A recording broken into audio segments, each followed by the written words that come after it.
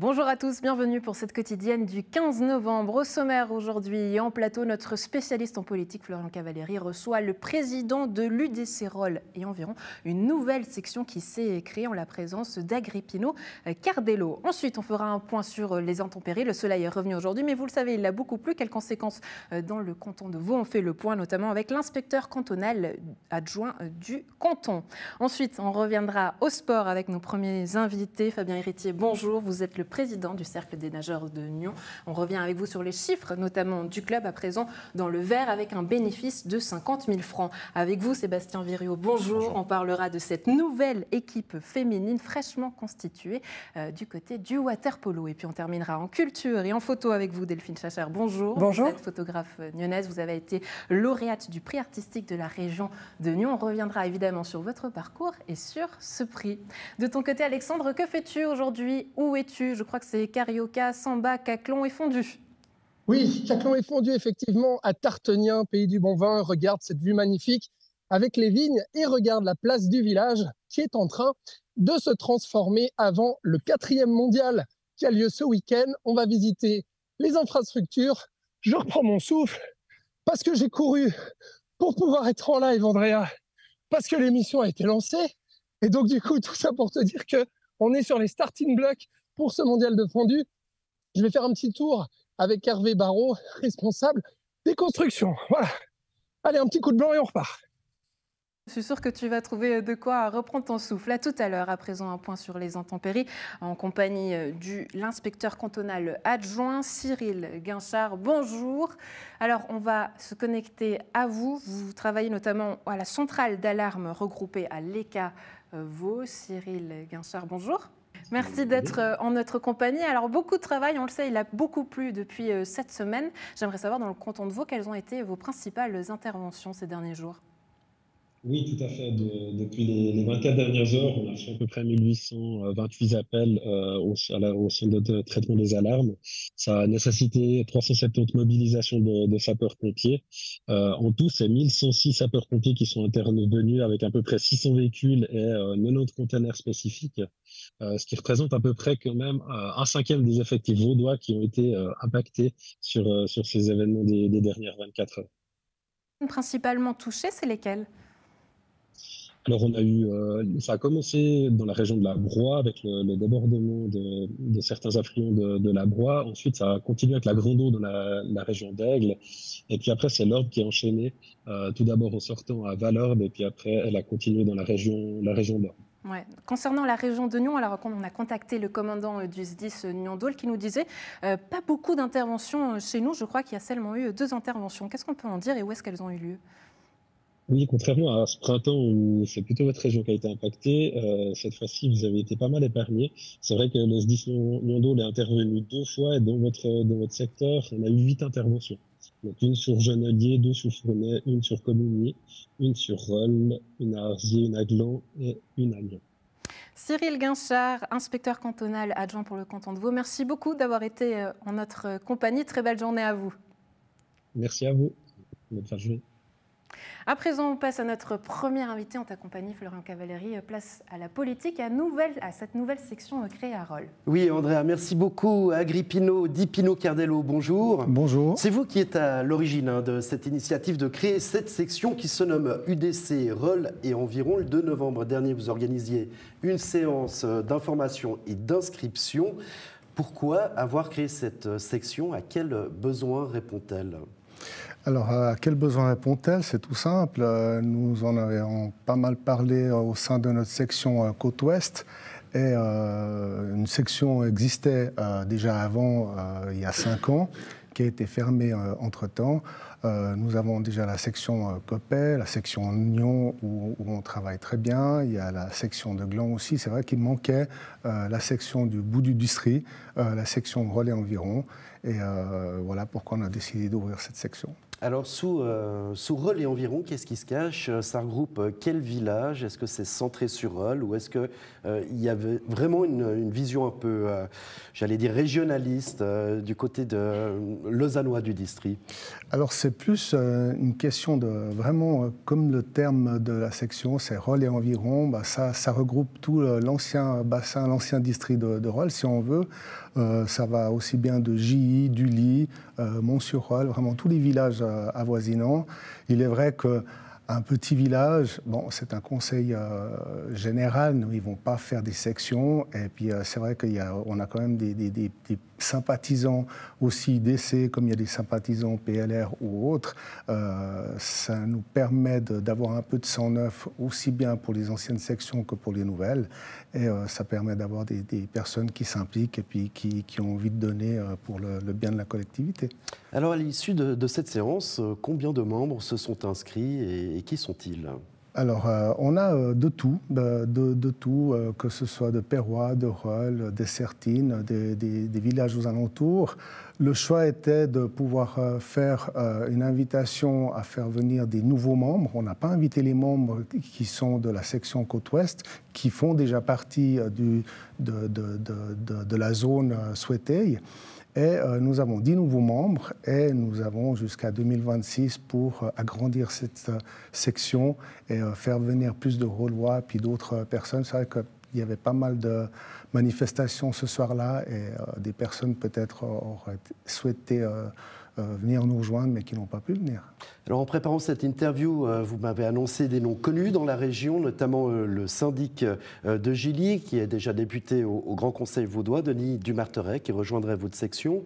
Et puis aussi un conseiller fédéral qui prendrait sa carte dans votre section. On parle bien sûr de Guy Parmelin. Tout à fait. Alors c'est vrai que Denis Dumarteret, qui est syndic de Gilly et député au Grand Conseil, fait partie aussi de Côte-Ouest. Et puis il était tout content de venir. C'est notre vice-président de UDC Rolle et environ. Et ayant croisé notre conseiller fédéral, Guy Parmelin, qui est quand même notre conseiller fédéral. Et on a de la chance chez nous en Suisse d'avoir des conseillers fédéraux puis des anciens présidents qui peuvent se balader sans autre en le croisant à Bursin dans la mythique boulangerie comme il aime bien s'y rendre. Je lui ai posé la question s'il voulait s'inscrire à cette nouvelle section. Il a dit avec plaisir qu'il faudrait lui envoyer sa carte d'invitation, quoi. Alors vous êtes un enfant de Nyon, hein. Vous y êtes arrivé à l'âge de 4 ans et demi en venant d'Italie. Ouais. Et puis ensuite vous avez déménagé à Perrois où vous avez été dans l'exécutif entre 2011 et 2018. Sauf erreur, vous aviez démissionné en compagnie du syndic et d'une autre municipale suite à l'affaire de la patinoire à Perrois. Pourquoi revenir à la politique et pourquoi surtout se lancer dans la création d'une section d'un parti qui est aussi clivant? Alors, c'est vrai que j'ai jamais vraiment quitté la politique. Alors, la démission, c'était juste pour, comment on va dire, un soutien au syndic qui était pas mal houspillé par des acteurs de l'époque qui ne voulaient pas que les choses se fassent sur la patinoire. Il faut dire ce qu'il en est. Ces acteurs font encore objet de critiques dans les chroniques de ce jour, quoi. Perrois est encore un petit peu mouvementé, mais il y a du ménage qui est en train de se faire gentiment, malheureusement. D'accord. Alors, section UDC Rolle et environ, évidemment, on pense à Rolle, vous l'avez dit tout à l'heure. 7 conseillers communaux avaient claqué la porte du parti en 2018 pour rejoindre les rangs du PLR. Vous-même, vous êtes un ancien PLR, sauf erreur, vous faites le chemin inverse. Comment les autres partis rollois ont accueilli la création de cette section? Est-ce que c'est bon pour le débat ou au contraire, est-ce que le mot UDC est tabou à Rolle? Alors, jusqu'à maintenant, je n'ai jamais été au PLR. J'étais dans aucune section, désolé. D'accord. Alors UDC, parce que c'est vrai que l'UDC est très agrarien. Alors, UDC, PLR, on se rejoint très bien, on travaille très bien. On a bien travaillé ensemble pour les dernières élections. Au point de vue conseil communal pour les prochaines élections, ça pourrait être plus que bénéfique parce qu'actuellement, il y a 24 membres PLR au conseil communal de Rolle. Le conseil communal de Rolle est composé du centre, des Verts et des Verts libres et des PLR. Et le fait de pouvoir avoir quelques membres UDC côté droite pourra certainement faire pencher ou arriver à avoir en tout cas le 50-50 ou mieux un petit peu plus du conseil communal. Alors ça c'est pour 2026. Vous pouvez viser 5 à 6 sièges au sein du conseil communal. Vous m'avez dit éventuellement aussi une place à la municipalité. Ouais, vous recréeriez le fameux centre droit relois. Tout à fait. Très bien, alors évidemment on vous attend sur des gros dossiers, on aimerait savoir un petit peu plus quelle est la personnalité de cette section UDC, par exemple la fusion de communes entre Rolle, Essertine et Tartonien, alors ça vous la pousseriez si elle revenait d'actualité? Alors pousser oui, mais après ça implique plus, c'est plus personnel. En travaillant sur une fusion de communes à l'époque où on envisageait éventuellement Féchy, Bougie, Perrois, c'est vrai qu'il y a des études à faire qui sont plus d'impact territoriaux, qui sont plus d'impact financier. Et, une fois que cette analyse a été faite, chaque commune peut voir quels pourraient être les points positifs et les points négatifs pour chaque village ou pour la ville. Alors pour l'instant, pas de décision tranchée, voilà. Mais alors il y en a un autre de sujet qui devrait évidemment trancher, c'est l'ouverture d'un centre EVAM pour 140 migrants dans un ancien hôtel relois. Alors, quelle est votre position en sachant qu'une pétition a récolté 1200 paragraphes pour s'élever contre et une pétition lancée par Jean-Pierre Rolland du Parti vert libéral relois? Voilà, on se connaît très bien, on a fait plusieurs séances ensemble, on n'avait pas encore fait l'ouverture du UDC Rolle environ. Hein. Je fais partie des pétitionnaires. C'est vrai que on doit recevoir les migrants, on ne peut pas recevoir toute la misère du monde, malheureusement. Le canton de Vaud a déjà fait plus que ce qu'il devait au point de vue accueil de migrants. Et la partie, comment on va dire, hôtel-Riverolle n'est pas bonne pour un endroit pour les migrants, à mon sens, dans le sens qu'on va recevoir des personnes de plusieurs cultures, culture quand même musulmane. Il n'y a aucun propos raciste là-dedans, mais il faut quand même imaginer que nous avons quand même, tout au long de l'année, c'est vraiment devant une plage, c'est à 50 mètres de la plage de Rolle, toute l'année nous avons des femmes, des enfants, surtout des dames qui vont se baigner aussi bien l'automne, l'hiver que l'été, et ça va pas avec. Et 2 ou 3 arrêts de bus où il y a 40 enfants, matin, midi, 13h30, 17h, au point de vue sécurité. J'ai assisté à la séance que l'EVAM a fait à Rolle. Il y a Vous êtes contre? Voilà, contre. Et des personnes qui vont aider puis qui vont surveiller, soi-disant, mais une surveillance H24. Et si on regarde la politique dans toute la Suisse, dans tout ce qui est médias, il y a beaucoup de problèmes. Alors, on vous sent bien aligné, en tout cas, sur la politique du parti. Vous parliez de ces 7 conseillers qui avaient claqué la porte du parti. À l'époque, c'était en 2018. Ils étaient déçus de la ligne politique nationale et cantonale. Mardi dernier, tous les groupes représentés au Grand Conseil ont signé une prise de position à l'initiative de David Vogel, tiens, un autre vert libéral. Alors, il dénonce l'augmentation des actes antisémites et islamophobes en lien avec le conflit israélo-palestinien. Alors, tous les partis ont signé, sauf l'UDC. Selon le chef de groupe Yvan Pahu, que je cite dans l'Oblique, pour l'UDC, il faut agir à la base des actes antisémites qui trouvent leur cause dans l'immigration et principalement dans des personnes qui n'arrivent pas à s'intégrer. Il dénonce aussi une sorte de récupération politique. Il y va fort. Est-ce que vous êtes d'accord avec ces propos? Est-ce que vous auriez signé ce papier au Grand Conseil ou est-ce que vous seriez resté derrière la ligne cantonale du parti? Alors moi, je suis entièrement d'accord avec lui, surtout que c'est vrai qu'on doit quand même serrer un petit peu la vis, on ne doit pas laisser faire. J'en parlais tout à l'heure des divers incidents dans les divers EVAM de la Suisse. Pour résoudre le problème, il déplace la personne qui a créé des problèmes. Mais vous-même, voilà. Vous êtes arrivé à Nyon en tant qu'immigré, finalement. Oui, mais immigré intégré, immigré comme d'autres générations d'immigrés, des personnes qui sont venues là pour travailler à la base, qui sont venus là pour apporter un petit peu leur savoir-faire aussi. Et là, on a vraiment une partie d'immigrés qui viennent et puis qui viennent profiter, puis qui ne veulent rien faire et imposer leur loi puis leur religion. Tous les immigrés n'ont pas la même couleur, la même religion? Pas tous, oui, oui. Mais une bonne partie, oui. Donc vous êtes bien aligné derrière la politique nationale et cantonale de l'UDC? Tout à fait. Agrippino, Di Pino, Cardello, merci beaucoup de nous avoir parlé de la création de cette nouvelle section UDC Roll et environ. Effectivement, on suivra la suite de cette création et notamment en vue des élections de 2026. Merci pour l'invitation. Une section roloise qu'on va évidemment avoir plaisir à suivre sur notre antenne. Place maintenant au pays du bon vin, Tartenien, 4e édition du Mondial de Fondue qui est prêt à démarrer ce vendredi. NRTV est partenaire de l'événement. Alexandre, alors ça y est, combien de kilos de fromage, d'ail, de caclon sont prêts sur place? Oui, Andrea, tu vois, j'ai repris mon souffle. Et puis alors, on va surtout parler bâtiments. Ici, tu vois, les installations vont bon train à J-2. Là, on est vraiment au cœur du village. Il y a toute cette grande allée, justement, qui a été installée avec des tentes pour que les gens viennent déguster à la fois de la fondue et du vin, forcément.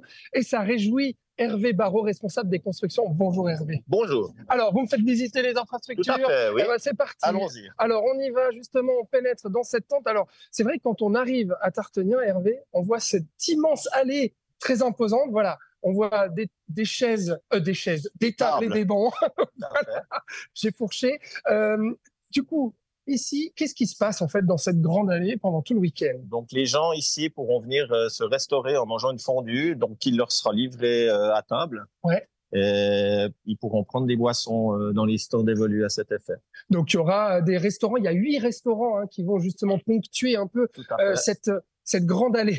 Voilà, Andrea qui sera en fait, où il va faire chaud aussi, il y a même des chauffages, il y a besoin de chauffage avec la fondue. Un petit peu quand même, oui, au début surtout. Et puis surtout, voilà, quand les gens commencent à arriver, comment vous vous sentez Hervé? J'aimerais savoir, on est à J-2 là, voilà, on voit, c'est work in progress Andrea, on est en plein chantier, alors là on est à la pause des midis, donc les travailleurs sont en pause, mais vous Hervé, vous avez accepté de me faire visiter Tartenien, justement modifié. Il y a combien de personnes déjà qui travaillent là en ce moment? Là, actuellement, il y a une trentaine de personnes pour le montage entre l'entreprise et le personnel des vignerons de Tartenien. Et comment vous vous sentez là? Ça va? Ça va. Pour le moment, ça suit son cours. Ouais. Il faut faire avec le temps aussi, parce que c'est vraiment difficile, mais ça joue. Ouais, justement, on pensait beaucoup à vous. On se disait, les montages sous cette pluie diluvienne, ça devait être quelque chose. C'était compliqué hier, oui, très compliqué. Lundi, ça allait encore, mais hier, c'était très compliqué. Là, ça va? Vous êtes serein à J-2? Oui. Ouais, il manque plus grand-chose? Non, ça avance bien. Alors, on est où ici, Hervé? Parce qu'on a quitté cette longue tente pour en retrouver une autre, mais qui est vitrée. Tout à fait. Alors ici, on est là où se passera la finale le samedi soir et tout. Donc, c'est vraiment la cantine principale pour la finale. La cantine principale pour la finale, parce que oui, on rappelle, le mondial de fondue, Andrea, c'est bien sûr des gens qui vont venir, comme toi et moi, pour déguster de la fondue, du vin, mais il y a aussi un concours très important avec des amateurs, des professionnels. Et la grande finale de samedi, voilà, ce sera juste ici, avec un podium qui sera installé. Alors là, on continue encore cette grande allée. Ici, il y aura quoi, Hervé? Alors, c'est la même chose que celle d'avant. Ouais. C'est aussi des restaurants, donc il va y avoir des tables qui seront mises sur les côtés. Et après, il y a des restaurants qui sont dans l'allée. Ici, il y en aura 3 sous cette cantine pour servir les clients. D'accord. Donc là, cette grande allée, cette grande cantine, je me demande, alors, parce que là, on voit les infrastructures, mais j'imagine qu'il faut prévoir aussi du vin et qu'il faut prévoir surtout des caclons à fondue. Tout à fait. Ils sont où les caclons? Alors actuellement, ils sont dans un local en préparation pour la manifestation. D'accord. Donc c'est fermé à double tour. Les caclons sont au chaud. Ils sont au chaud. Voilà. Vous savez combien il y a de caclons? Et le vin est au frais. Ah, le vin est au frais, celui-là. Vous savez combien il y a de caclons ou pas au total? C'est énorme. Non, le chiffre exact, je ne le connais pas et je ne veux pas dire de bêtises. Mais alors, par contre, Hervé, le vin, le nombre de bouteilles qui vont couler à flot ici, vous qui êtes vigneron, on se dirige d'ailleurs vers votre cave là, on va le dire, parce qu'on va parler des caveaux justement après qui sont importants. C'est vrai, il faut le dire, le mondial de fondue, c'est aussi important pour les vignerons en fait de cette promotion, commune. Oui, exactement. Donc, on fait la promotion de nos vins et aussi de la fondue et tout. Et aussi de la fondue et de la suissitude, bien entendu. Voilà. Alors voilà, on arrive, Andrea, sur cette place de village. Regarde, je vais me tourner ici pour te montrer. On va pas aller tout visiter parce que, si tu veux, les montages sont encore en cours. Donc ici derrière, il y a une autre tente là où seront présents justement tous ceux qui ont concouru au Québec Et puis au Brésil, parce que tu sais, c'était la spécialité de cette 4e édition. Et il y a des concurrents du Québec et du Brésil. Et bien, il y aura un stand qui leur sera consacré. Et puis juste derrière, comme ça, quand on arrive à Tartenien, et bien juste en bas, il y a une autre cantine qui est en train d'être montée en ce moment même, qui accueillera la fameuse soirée MAD, soirée électro pour faire la fête ici à Tartenien. Et ça, c'est vendredi soir, si je ne me trompe pas. Vendredi soir, tout à fait. Voilà. Oui. Et samedi dédié au concours. Alors Hervé, là, on remonte. Où est-ce qu'on va? Alors actuellement, on remonte et on va à la rue des Courtiers, ouais. Où se trouvera des petites échoppes et des petits stands le long du chemin et tout. Et au bout, j'aurai ma cave dans laquelle j'aurai un restaurant et un peu plus loin, il y a un lieu de concours. D'accord, un lieu de concours. Parce que du coup, les lieux de concours se passent aussi dans les différents caveaux en fait, de Tartenien. Tout à fait. Donc, il y a dans les caveaux des vignerons se déroulent les concours, à part 1 ou 2 collègues qui n'ont pas forcément la place et se dérouleront sous la cantine où il y aura le MAD qui aura lieu. Ça représente combien de jours de travail quand on est responsable des constructions avec tous ces bénévoles et ces travailleurs qui viennent pour faire ces montages? Franchement, vous travaillez combien de temps avant, pendant, après pour que ce mondial de fondu puisse avoir lieu? Alors, purement pour la construction, on a commencé déjà vendredi à recevoir du matériel. Et on va finir, je pense, si tout va bien. Bon, de toute façon, c'est une obligation. Vendredi ou jeudi soir, normalement, ça devrait être opérationnel. D'accord, très bien. Et qu'est-ce que ça représente pour vous, le mondial de fondu, qui, on le rappelle, a lieu tous les 2 ans, hein, donc ça fait la 4e édition. Mais alors là, c'est spécial. C'est avec le Covid, il n'y a pas eu depuis 4 ans, depuis 2019. Qu'est-ce qui représente ce mondial de fondu pour vous, ici à Tartenien, vigneron, qui est un des membres du comité et puis un des organisateurs de cette grande fête? Alors, un plaisir de pouvoir revoir beaucoup des personnes qu'on voit occasionnellement pour cette manifestation. Oui. Et puis, de voir ce petit village plein de vie. Ouais. En sachant qu'on est 248 habitants, je crois. Et là, c'est plusieurs milliers pendant tout le week-end. Et là, ça va faire plusieurs milliers pendant le week-end. Ouais. Donc, ça va grouiller un peu de partout. Ça sera vraiment sympa, quoi. Bon, on est arrivé, cave Hervé Barraud. On va prendre un petit verre quand même. Tout à fait. Bon, alors c'est parti. Voilà, Andrea, tu vois, puisque le mondial de fondu, c'est ces grandes tentes, mais c'est aussi les caves qui ouvrent et qui vont accueillir aussi tous ces caclons. Et puis Hervé, regarde, est très gentil. Il a déjà sorti 2 verres ici dans sa cave, ce qui nous permet de trinquer. Voilà. Alors, qu'est-ce qu'on boit déjà, Hervé? Alors, un chasselas de Tartenien. Oui, un chasselas de Tartenien, obligatoire. Obligatoire, voilà, forcément. Et j'ai envie de dire, Hervé, qu'on vous souhaite bon courage déjà pour la fin de ces montages. Merci et puis bien. surtout, tout bon pour ce week-end. Bien entendu, Nyon Région Télévision, il sera, Andrea, on sera là tout le samedi, on fera des directs sur Facebook. Et puis on sera là pour filmer aussi, bien entendu, les finales de ce concours. Santé, Hervé. Santé. Et à samedi. Et merci bien. À vendredi déjà, Andrea. Oui.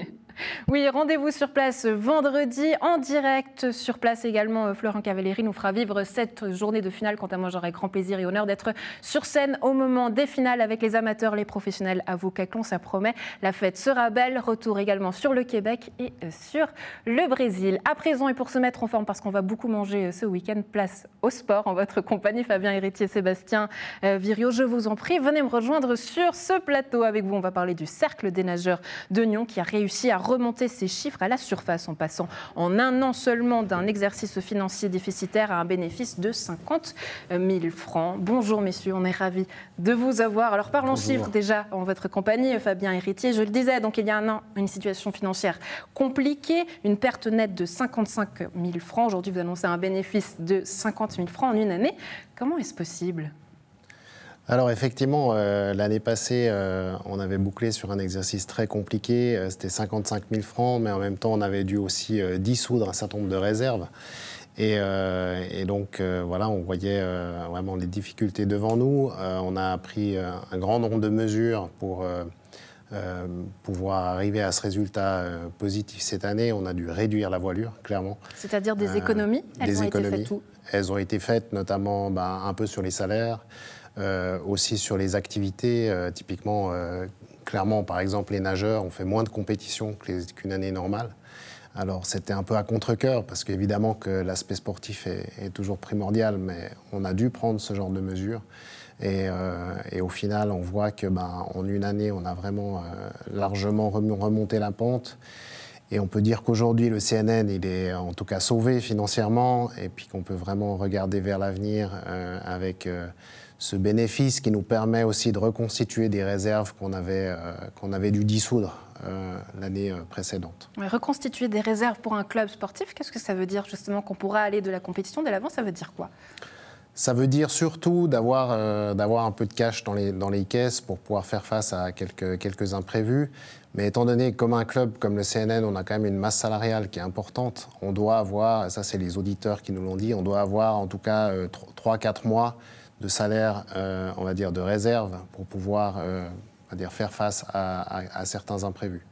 Et là, aujourd'hui, on a pu constituer ça, ce qui permet maintenant de plus avoir forcément ce raisonnement de vouloir mettre de l'argent de côté. Maintenant, c'est d'avoir un exercice équilibré et puis de pouvoir repartir sur des activités, on va dire, normales, comme une saison classique. Ça, c'est pour la situation financière. Un mot aussi sur l'organisation du club, puisqu'il y a eu une assemblée générale, notamment, avec des nouveaux statuts votés. Qu'est-ce qui va changer ? Oui, effectivement. Alors déjà, l'Assemblée générale s'est passée de manière très sereine. Tout a été voté à l'unanimité. Les statuts, c'était quelque chose qui était vraiment très important. Vous le savez, il y a eu des années compliquées en termes de gestion interne du club et qui étaient notamment en partie un peu dues à des statuts qui n'étaient pas très précis sur certains points. Donc il y a un certain nombre de précisions qui ont été amenées à ces statuts et il y a des nouveautés. Une des nouveautés, c'est par exemple qu'on donne le droit de vote à des parents ou parents des sportifs. Ce qui était important pour élargir un peu aussi le cadre d'implication des parents au sein du club. Il y a d'autres éléments, notamment sur les majorités qu'on a précisées, etc. Et il y avait aussi tout un point où, avec l'ancien comité, où il y a eu des problématiques de demande d'assemblée générale extraordinaire qui avaient été faites par des signatures. Et puis l'ancien comité était jugé parti, en fait, et finalement a écarté cette demande. Aujourd'hui, avec les nouveaux statuts, on a des membres d'honneur qui, eux, auront la tâche justement de traiter ce genre de choses. Et lorsqu'il y a un souci dans le club et qu'il y a une demande d'Assemblée générale extraordinaire, ce sont ces membres d'honneur qui vont statuer sur la validité de cette Assemblée générale. Ça veut dire que, si je reprends vos mots pour résumer, il y a une meilleure répartition des tâches et des rôles de chacun. Est-ce qu'un coach peut avoir justement aujourd'hui un pouvoir qui soit exécutif, financier, ou justement on distingue les choses aujourd'hui ? Alors non, dans les organes tels que comité, commission technique, tous ces organes-là sont composés de membres bénévoles. Évidemment, dans les commissions techniques, on intègre par exemple des head coachs ou des professionnels, mais le pouvoir décisionnel vraiment reste dans les mains de bénévoles. Et puis les employés, ils sont là pour remplir leur cahier des charges. Très bien, ça c'est pour l'aspect financier organisationnel. Vous avez parlé des head coachs et puisqu'il est là, Sébastien Viriot, on va parler notamment des nouveautés avec une nouvelle équipe féminine qui a été constituée. Elle va débuter notamment son championnat. C'est qui cette équipe féminine et comment est-ce qu'elle a été constituée ? Alors moi, ça fait 1 an que je suis arrivé à Nyon, dans cette belle région. Et quand je suis arrivé là, j'ai vu des filles qui s'entraînaient avec nous au quotidien, mais qui allaient jouer à Lausanne, à Thun, au fin fond de la Suisse, parce qu'on n'avait plus d'équipe à Nyon. Et ensuite, on a commencé à avoir de plus en plus de jeunes filles au club, parce que là, on est monté à 83 membres, mixtes, donc 26 filles. Et actuellement, on a 15 filles de moins de 15 ans. Et donc, l'année dernière, on s'est posé la question de se dire, qu'est-ce qu'on fait de toutes ces filles qui viennent de Nyon ? Donc, on a pris la décision d'inscrire une équipe, qui sera très jeune, parce que par exemple, ce week-end, il y a même une 2011 qui va jouer avec nous. L'objectif de cette équipe, c'est d'avoir quelques anciennes, entre guillemets, mais bon, anciennes, elles ont 23-24 ans, qui vont encadrer nos jeunes. Il y a eu quelques filles en plus qui nous ont rejoints, 4 filles d'extérieur qui nous ont rejoints. Et l'objectif, c'est sur le court terme d'avoir une équipe 100% nyonnaise, de la région de Nyon. Ouais, une équipe 100% nyonnaise, et ça fait plaisir. Alors on a vu à l'image justement ces jeunes qui ont participé notamment au tournoi à Aix-en-Provence en novembre dernier. Donc ce que vous nous disiez, Sébastien, c'est que finalement ces jeunes qu'on voit à l'image aujourd'hui participent aussi à la création, on en fait des réels sportifs d'élite. C'est ça. Et certaines, là, elles viennent de l'apprendre hier. Il y en a 3 qui viennent d'être prises en équipe nationale suisse U17. Et ça va être elles. Enfin, voilà, le cœur du projet, c'est vraiment nos jeunes du club, les faire grandir et un jour jouer la Coupe d'Europe assez rapidement avec l'équipe de Nyon. Aujourd'hui, est-ce que le Cercle des nageurs de Nyon, justement, il peut avoir cette carte de visibilité et finalement cet attrait, comme on sait, certains clubs sportifs de la région l'ont, le basket notamment. Est-ce que le CNN peut être voué à ce titre-là? Alors aujourd'hui, justement, c'est ce qu'on essaie de créer. Par exemple, vous avez dit, on était au tournoi Aix-en-Provence. En avril, on va faire un tournoi à Paris. On va aller en stage à Athènes. Voilà, on s'exporte à l'international. Donc voilà, maintenant, on est en train de faire parler du CNN. Et on est, je pense, l'un des clubs avec le plus de filles en Suisse. Ouais, de jeunes filles. De jeunes filles, très bien. Fabien Héritier, un mot aussi sur la natation qui fait partie aussi partie intégrante du club. Le week-end dernier, du 4 au 5 novembre, l'équipe du Cercle des nageurs de Nyon a brillé lors du 5e meeting Louis Gollet à Étoile.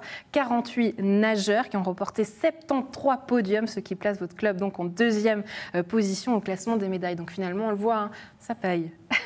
Ça paye, oui. Effectivement, on a aussi eu des nouveaux entraîneurs qui sont arrivés au sein de la natation avec un nouveau head coach cette année Guillaume Fouraja. Et puis effectivement, ça paye. On a aussi 2 qualifications pour le championnat suisse qui a lieu ce week-end. Et puis de multiples qualifications pour les championnats romans aussi ce week-end. Donc ça se passe très très bien. Est-ce qu'on peut résumer les choses ainsi que si financièrement ça se passe bien, sportivement forcément ça va aider et ça va avoir un impact puisqu'on le voit, plus de coachs pour résumer et plus de médailles?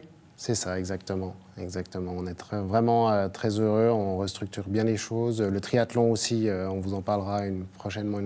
Un petit mot, justement, qu'est-ce qu'on peut déjà dire au niveau le triathlon, on a aussi une montée très forte du mouvement junior au niveau du triathlon. On a, je crois, 45 jeunes qui se sont inscrits cette année. Et donc, il y a vraiment une dynamique très bonne aussi dans ce sport-là.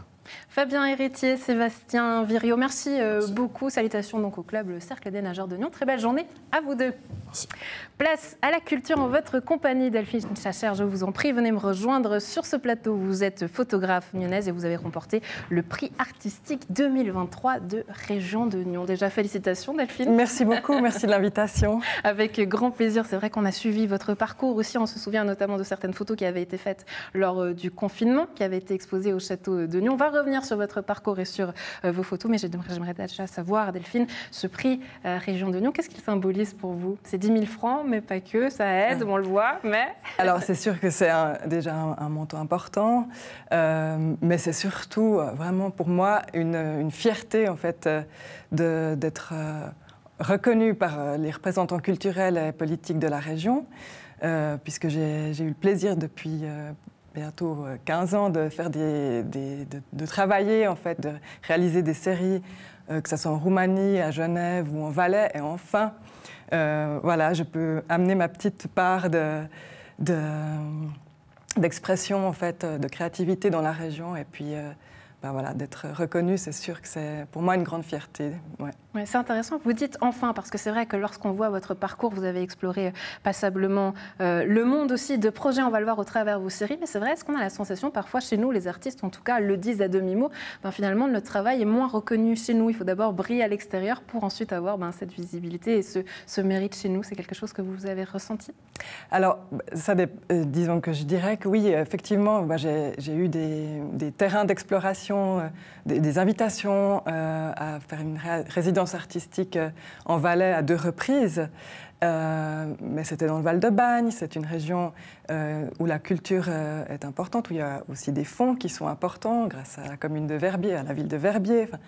C'est peut-être pas forcément la même chose dans la région, mais en même temps, je pense qu'on est plein d'artistes en fait dans la région qui pourrions développer des projets D'ailleurs, Région Lyon finance aussi des projets quand on en fait la demande. Hein, on peut faire des demandes ponctuelles.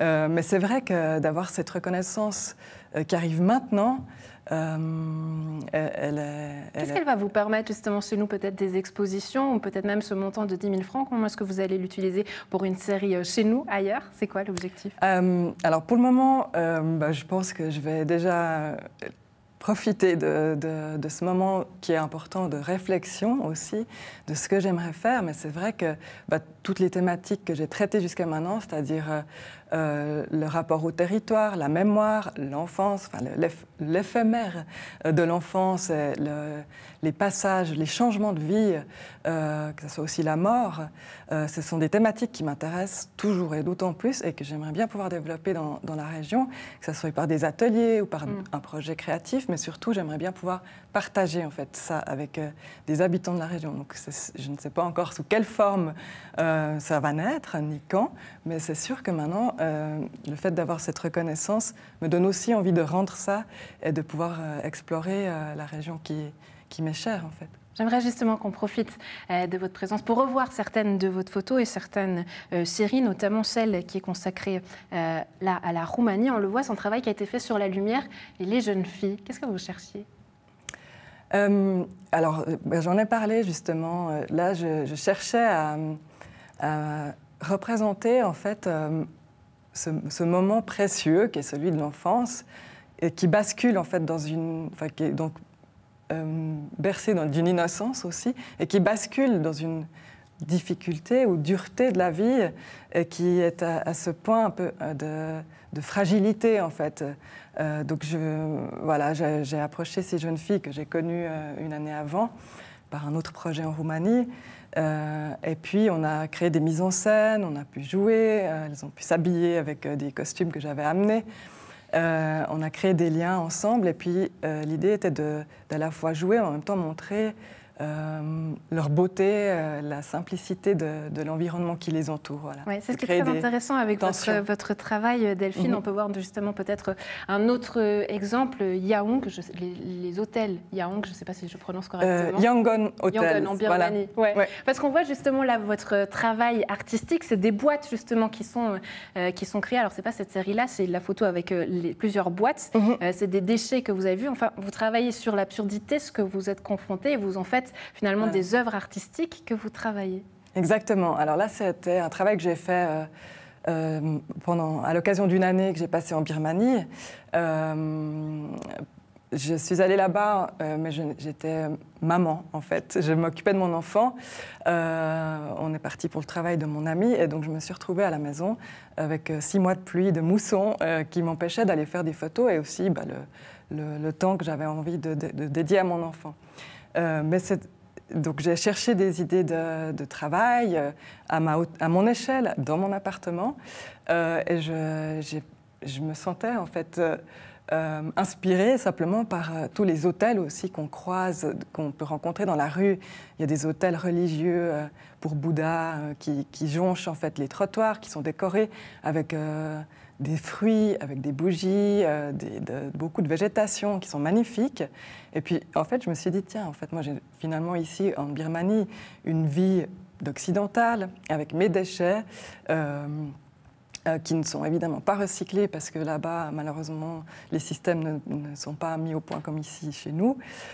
Et donc, je voyais toutes ces détritus dans la rue, et en même temps, mon petit confort d'expatrié ont fait que je me suis dit, mais en fait, je vais en recréer un espèce d'hôtel avec des déchets, puis essayer de recréer une espèce de poésie domestique. Pourquoi cette création, justement, et pas justement simplement, je vais le dire, faire des photos de ce que vous voyez et en recréer quelque chose? Pourquoi ce processus créatif? Alors, ça ne m'empêche pas d'avoir fait plein d'images, évidemment, du quotidien qui m'entourait, dans mon quartier ou même dans la ville. Mais en même temps, j'avais l'impression que c'était des images que j'avais déjà vues. Où, voilà, on a un imaginaire de l'iconographie asiatique, avec les temples, les moines. Enfin, c'est magnifique, hein, évidemment. Mais j'avais envie de faire autre chose qui ne serait que je pouvais écrire moi-même, en fait, et que personne d'autre ne le voyait de ce point de vue-là. C'est-à-dire que c'est votre regard aussi sur la société. C'était mon regard vous voyez sur ma vie, sur aussi, c'est ce que j'écris dans mon texte, sur cette culpabilité quand même d'être là aussi, et puis finalement de ne pas pouvoir faire grand-chose, en tout cas pour le peu de temps que j'étais là-bas, pour développer le pays, enfin, disons les difficultés que rencontre le pays. Donc voilà, c'était aussi une petite signature un peu grotesque en même temps, humoristique de ma modeste vie, de mon modeste passage dans cette ville. Voilà. Delphine Chachard, photographe lyonnaise, on était ravis d'être en votre compagnie. On se réjouit aussi de suivre votre parcours et pourquoi pas des projets à Nyon. Merci beaucoup, très belle journée à vous. On notera également 2 prix. Maï Fatane, lauréate du prix artistique 2023 de la ville de Nyon, et les célèbres Nini et François Pitou qui reçoivent eux le mérite artistique de la ville de Nyon. La cérémonie publique où vous aurez l'occasion de revoir tous ces artistes aura lieu le mercredi 22 novembre à 19h au théâtre de Grandchamp à Gland. Et puisque vous avez votre agenda sous la main à présent, notez bien la date de la 4e édition du Festival du Vin qui se tient jeudi 16 au samedi 18 novembre. Voilà l'affiche de 16h à 23h à la salle de la Colombière de Nyon. Voilà pour le programme. Merci beaucoup d'avoir été en notre compagnie. On se retrouve à partir de lundi et surtout au Mondial de Fondue Tartenien Pays du Bon Vin dès vendredi et samedi en direct sur nos réseaux sociaux.